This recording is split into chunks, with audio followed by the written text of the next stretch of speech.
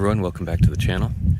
I've been experimenting recently with what I think is a potentially interesting innovation, mob grazing goats using sort of a paddock shift system. And I've got a system that I'm working on. It's far from being usable at this point. There's a long way to go, a lot of innovation yet to be had. But it shows a lot of promise. And basically what it is I'm using animal panel as this 50-inch, I believe, 50-inch animal panel. And I'm basically just setting up a little paddock with animal panel. And basically I just set up a paddock, have them eat that paddock down for however long it lasts them, and then move them on to another paddock. One of the fundamental challenges that this system is meant to overcome is the fact that goats will continually get out of fencing if it's not strong enough. So I've used electric netting in the past, and I've also used electric polywire, and that just does not do a good job at keeping goats out. And so I needed something a little bit more difficult for them to get out of, and that's where this animal panel comes in. So pretty much I don't have to do that much to secure the animal panel. All I do is I use baling twine with T-posts, and this is sufficient to keep the goats contained in here because this is nice and sturdy. It's nice and inflexible so that the goats can't really push under it, they can't stand on it and lean it over. And so basically that's sort of the goal of this project, is to say, I don't want to use electric poultry netting, I can't use polywire, I also don't want to string permanent fencing. So what alternative do I have for mobile fencing if I don't want to use electric? And so this is the answer that I came up with. And it seems to be working pretty well. I have had a couple of issues, nothing that couldn't be fixed. And so that's the underlying premise of this project, is to say, I want mobile fencing, I don't want permanent fencing, but electric doesn't work. And so that's kind of the bigger motivation behind this.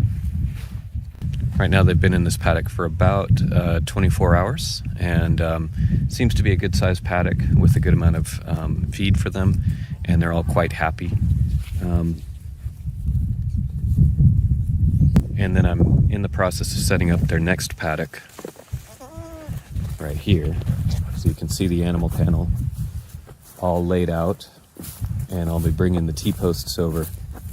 And so I'll be setting up this area right here for their next paddock. And then I simply open up one of the gates, let them in, and then I leave the previous paddock open for them. So basically this will be still available to them and they can eat as much of it as they want, but they'll also have this new paddock that will be some newer vegetation that they haven't eaten down yet. And so they'll have access to both of those paddocks simultaneously. And then I'll bring them into this next paddock, close off that gate, and then I'll tear down the back perimeter of that paddock and move it on to this next area here. And so that'll basically be, it's like a little moving caterpillar where it just, you continually tear down the old fencing and rebuild it in a new area, and then they just continually shift from one paddock to the next. So far it's a ton of work, but you know, honestly, I feel like I have some tricks up my sleeve to make this a lot quicker and easier, and I'll be working on those over time. And I think this, you know, right now it shows promise, and I think this really could develop into something that I use on a permanent basis. And I'll continue to share results as I go, but I just wanted to show what I've done so far. This is about a week into this project, and you know, like I said, it's a ton of work, so I'm very happy to start innovating. But I just wanted to show, here is the paddock that they were in previously. And then this is the paddock they were in before that. And so you can see they eat it down, they trample a lot of it. That's what you want. You want them to eat down some, trample down some. And so this is actually future garden area. So all of this, the goats have come in and eaten down the weeds for us. So we just need to come in and clean up a little bit so that we can set up our garden for spring 2022. I brought them through this little corridor right here. So that's their That's one of their main pastures back there. And so what I did is I set up a little corridor of animal panel through here. They came in, started eating down this, and then again I started shifting. So this was their first paddock right here. This was their next paddock, their next paddock, their next paddock, their next paddock where they are now, and then I'll be shifting again to their next one after that. And then hopefully, it's currently February, hopefully we'll get some rains between now and May. May is like the very last opportunity to get rain for us before October.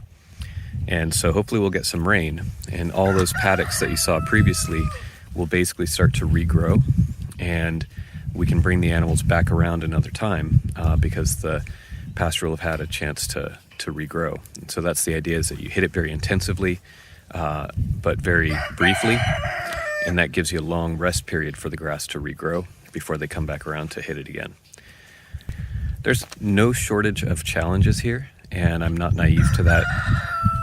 And I do plan to sort of innovate around those challenges, which I'll share in later videos. But I just wanted to post this first little glimpse into this system and kind of share how it's going so far. So thanks for checking it out, and look forward to future videos kind of detailing some additional improvements to the system.